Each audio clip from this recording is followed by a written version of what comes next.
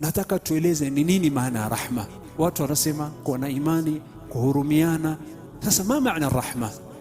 Rahma katika lugha ya Kiarabu hiya at-taatuf wal-riqqa, ni kuwa mpole na mnyenyekevu na kumjali mwenzako. Hii ni rahma katika lugha ya Kiarabu. Ama katika sharia, iradatu isali alkhairi lilghair, ni mtu kutaka kumfikishia mazuri mwenzake, kwa sababu ana imani, kwa sababu ana huruma, kwa sababu yamjali. Hatosheki na hapo, he goes out of his way, atoka katika hali yake kwenda kumjali mwenzake. Hii ndo rahma.